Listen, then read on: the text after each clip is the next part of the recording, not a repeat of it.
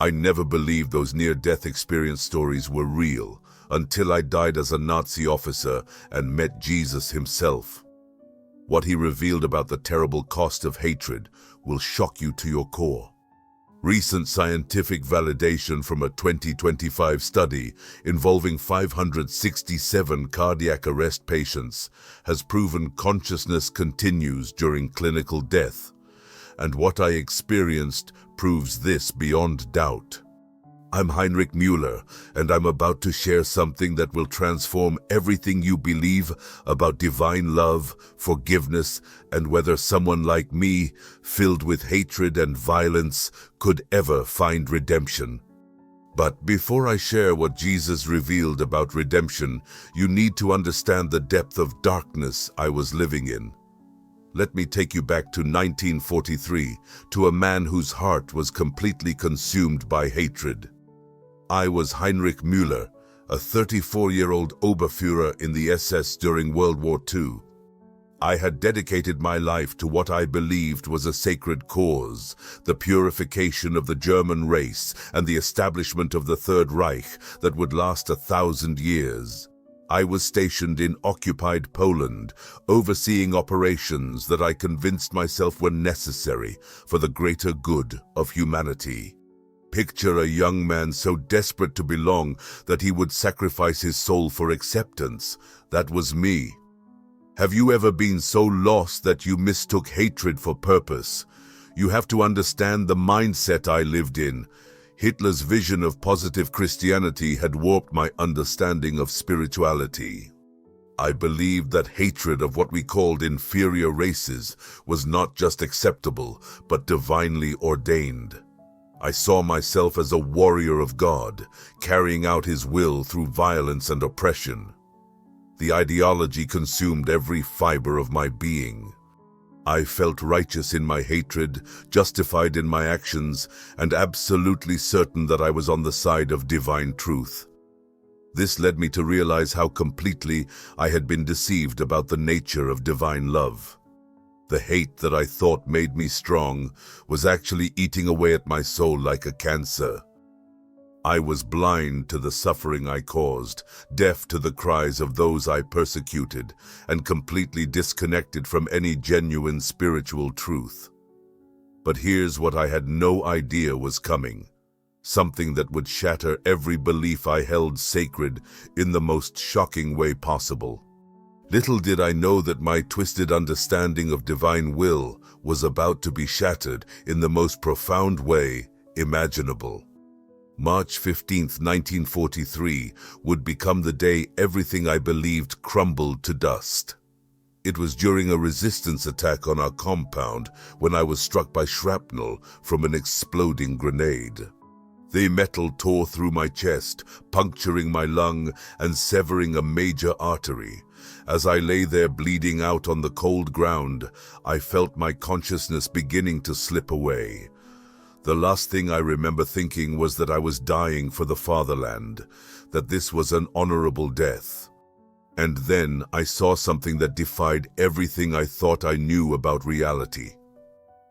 As my heart stopped beating, I suddenly found myself floating above my own body. I could see the medics frantically working on me, trying to stop the bleeding, but it was too late. My physical form lay motionless, blood pooling beneath me. Yet somehow, I was more aware than I had ever been in my entire life. My consciousness was crystal clear, more vivid and real than any experience I'd had while living. And what I encountered next would challenge everything science tells us about consciousness after death. A brilliant white light appeared in the distance, unlike anything I had ever witnessed. It wasn't just illumination, it was alive, pulsing with an energy that seemed to contain all of creation within it. As I moved toward this light, I felt a presence approaching me. At first it was just a silhouette, but as it drew nearer, I realized I was face to face with someone who radiated love so pure and powerful that it made me feel simultaneously drawn to it and terrified of it. "Heinrich," the voice said, and I knew immediately who this was. Jesus Christ himself stood before me, but not as I had imagined him through the twisted lens of Nazi ideology. This was not the weak, pale figure that Hitler had dismissed. This was a being of such overwhelming authority and compassion that I fell to my spiritual knees in his presence. But instead of the condemnation I expected, what I felt from him was an indescribable love that penetrated every corner of my existence. It was a love so complete and unconditional that it exposed the poverty of everything I had called love in my earthly life. And in that love I began to see myself as I truly was. But this encounter with perfect love was only the beginning of my spiritual education. What came next would strip away every defense I had built around my conscience. Suddenly, I was in a realm where time worked differently, where I could witness my entire life unfolding before me like a holographic movie. But this wasn't just watching, I was experiencing every moment from multiple perspectives simultaneously. I felt every emotion, every thought, every sensation of pain or fear that I had caused others to experience. Have you ever wondered about the spiritual consequences of hatred? I was about to learn in the most profound way possible. Stop for a moment. Imagine feeling every tear you caused someone else to cry. Imagine experiencing the terror you inflicted on innocent families. This wasn't happening to someone else. This was happening to me. I experienced the terror of the Jewish families I had rounded up for deportation. I felt the hopelessness of the mothers watching their children being torn away from them. I lived through the last thoughts of the men I had ordered executed, feeling their confusion and desperation as they faced death.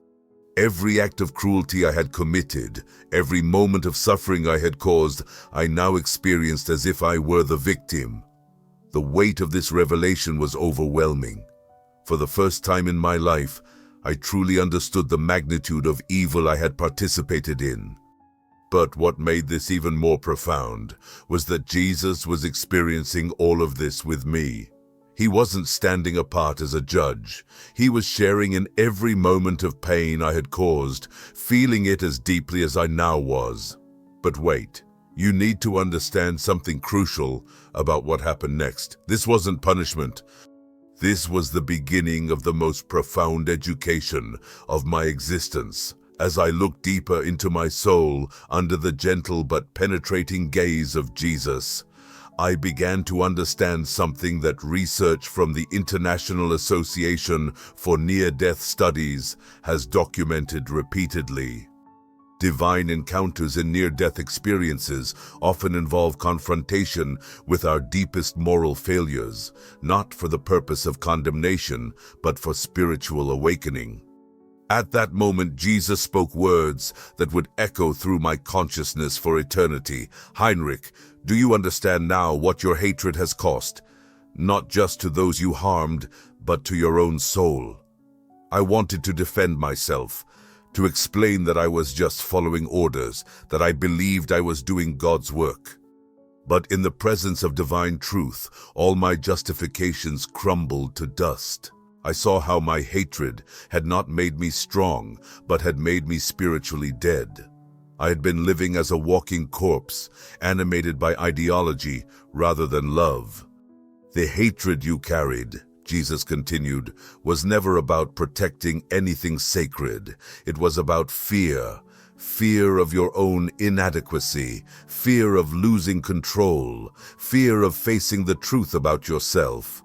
You used ideology to avoid confronting the emptiness in your own heart. Have you ever had someone see right through you? Not just your actions, but your deepest motivations? That's what this moment was like. Jesus wasn't just talking about my hatred. He was revealing the scared, insecure man hiding behind all that ideology. What this experience revealed was that everything I had believed about strength and weakness was completely backwards. I thought hatred made me powerful, but it had made me the weakest kind of person, someone who needed to dominate others to feel secure about himself. I thought my ideology gave me purpose, but it had robbed me of any genuine connection to divine truth. I thought understanding my failures would be the most difficult part of this experience. I was wrong. What happened next was so terrifying and yet so necessary that it still gives me chills decades later. What happened next was something that even today, decades later, fills me with both terror and gratitude. Jesus showed me what spiritual researchers like Brian Melvin have described in their viral testimonies about hellish near-death experiences. I was taken to see the spiritual consequences of a life built on hatred and violence. But understanding the depth of my spiritual blindness was only part of what Jesus needed to show me. I thought confronting my cruelty would be the hardest part of this journey. I was devastatingly wrong. I found myself in a realm of complete spiritual darkness. Not physical darkness, but the absence of love, connection, and meaning. This wasn't a place of fire and brimstone as I had imagined hell might be. It was something far more terrible, complete isolation from the source of all love and life. In this place, I experienced what it would be like to exist eternally, cut off from divine love, surrounded only by the toxic fruits of hatred I had cultivated throughout my life. What would you feel if you experienced every moment of pain you caused? For me, it was the most humbling experience possible. But it was also the beginning of something I never expected, genuine spiritual transformation. But even in this hellish experience, I could sense Jesus' presence nearby. He wasn't abandoning me to this fate. He was allowing me to understand what I had been choosing with every act of hatred, every moment of cruelty, every decision to see other human beings as less than sacred. "This is not your destiny, Heinrich," Jesus said, his voice somehow reaching me even in that place of spiritual desolation. "This is what you were choosing, but it is not what I choose for you. There is still something you need to do." And in that divine light that suddenly penetrated the darkness around me, I began to understand the most important truth of my existence. Redemption was possible, even for someone like me. The divine love that I was experiencing was not contingent on my worthiness. It was freely given, even to someone who had dedicated his life to hate. This made me think about every person I had dehumanized, every life I had considered worthless, every act of cruelty I had justified. Each of those people was as beloved by God as I was. Each carried the same divine spark that Jesus was now revealing to me within myself. My hatred hadn't made me spiritually superior. It had made me spiritually blind. And then I realized something that changed everything. Jesus had never stopped loving me, even when I was at my most evil.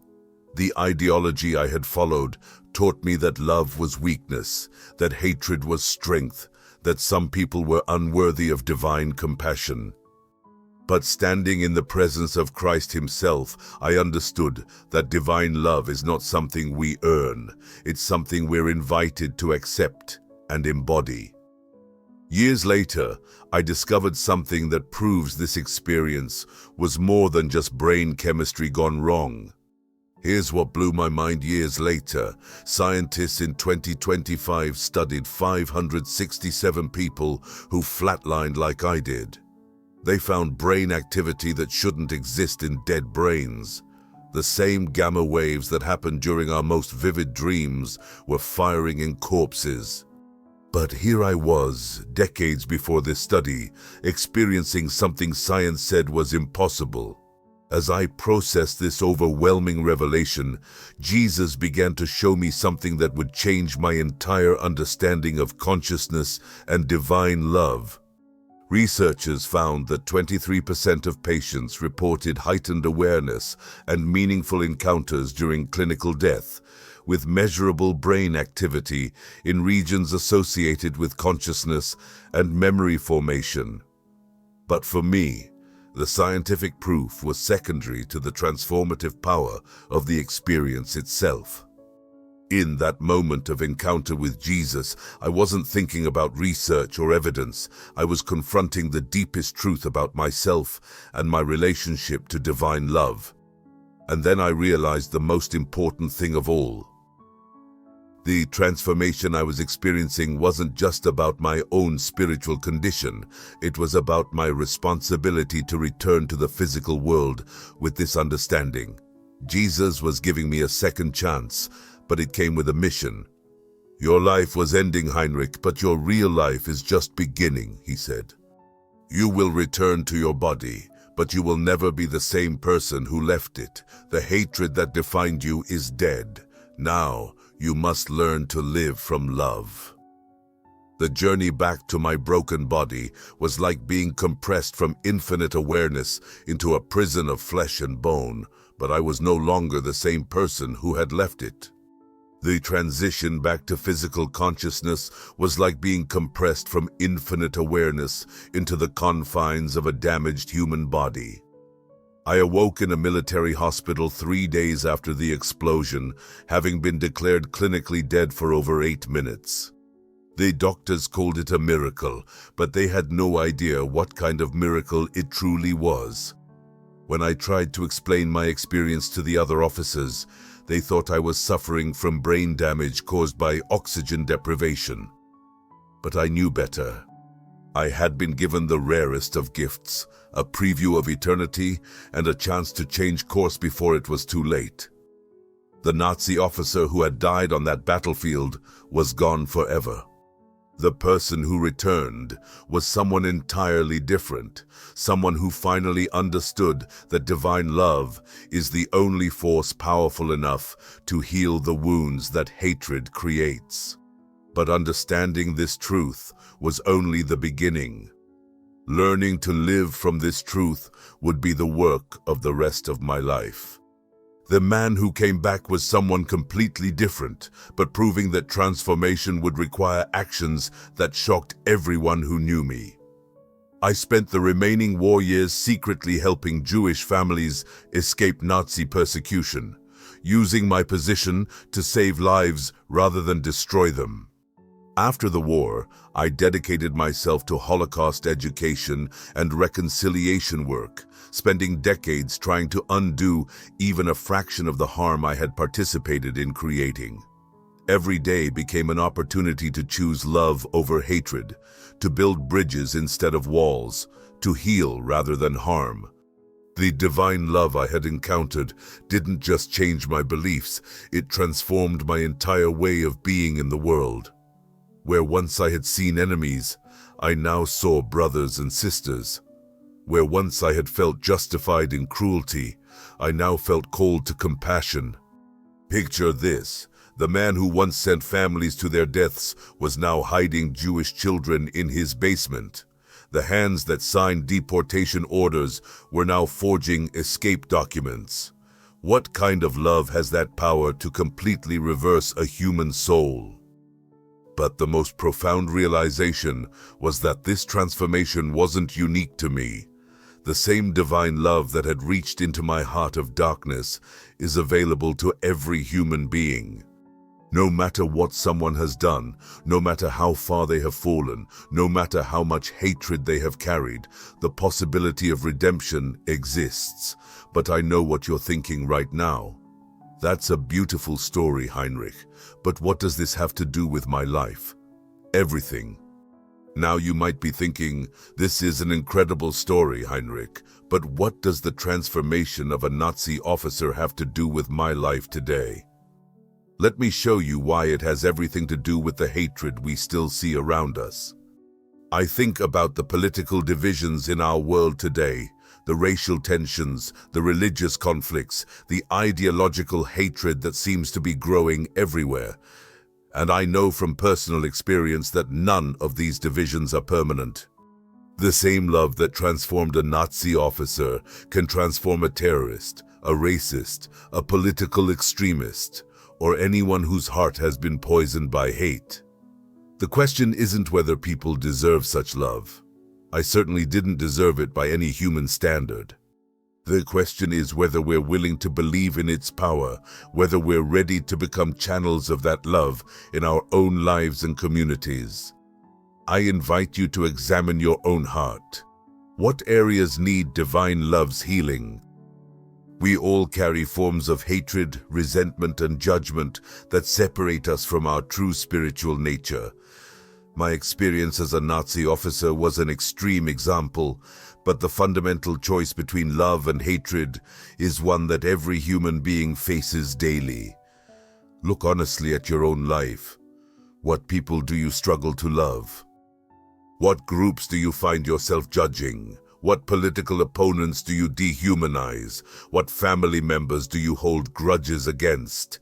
These are the areas where the same transformative love that changed me is waiting to work in your life. Stop for a moment.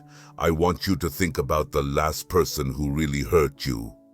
Got their face in your mind? Now listen to what I discovered about forgiveness that will change everything. I'm talking to the person watching this who can't forgive their ex-spouse, to the one carrying racial prejudice you inherited from your family, to the political partisan who sees the other side as enemies rather than fellow humans. The same divine love that reached a Nazi can reach you too.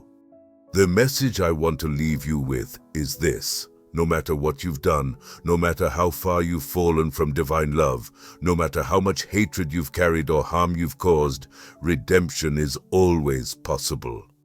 The love I encountered in that near-death experience is available to every one of us right now, in this moment. These aren't just questions for self-reflection. They're invitations to experience the same transformative love that reached into my darkness.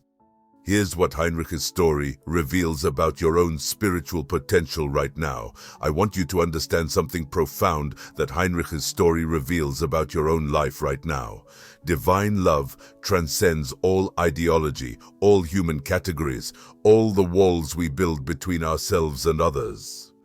In the presence of that love, I learned that our true spiritual nature is not found in what we hate, but in our capacity to love as we are loved by the divine. The transformation I experienced didn't end with my return to physical life. It was just the beginning. Every day since then has been an opportunity to embody the love I received, to become a living testament to its power to heal and transform. And that same opportunity exists for every person watching this right now. Close your eyes for a moment. Feel that weight in your chest when you think about your deepest shame, your greatest failure, the thing you're most afraid to face about yourself. Now imagine encountering the same perfect love that I experienced. Imagine having your darkest secret met, not with condemnation, but with compassion. Imagine having your greatest failure transformed into your greatest testimony of grace. This is not just a beautiful possibility, it's a present reality available to anyone willing to open their heart to divine love. You came here wondering about hatred and divine love, and now you know the truth. No amount of darkness can overcome even the smallest light of divine compassion. You've witnessed through my story that transformation is always possible. The same transformation that occurred in my encounter with Jesus can occur in your living room, in your heart, in this very moment. The same grace that reached across the chasm of hatred to embrace a Nazi officer can reach across whatever chasm exists between you and the love you were created to embody. Heinrich's story proves that no one is beyond redemption, but transformation requires taking action. If you're ready to discover more testimonies of divine love conquering hatred and darkness, then subscribe to this channel where I share more stories of divine encounters that prove love always wins over hatred. Hit the notification bell because next week I'm sharing Sarah's testimony, a hardened gang member who died in a drive-by shooting and met Jesus in the afterlife. What he revealed about violence, forgiveness, and second chances will shatter everything you think you know about redemption. Her transformation from killer to healer proves divine love reaches even the most hardened hearts. And if you're struggling with your own hatred or resentment right now, in the comments below, share what area of your life needs this same divine love that transformed Heinrich. Whether it's unforgiveness toward family, racial prejudice, political hatred, or any form of resentment, name it so we can pray together for your breakthrough. I personally read every comment and will be praying specifically for your transformation journey.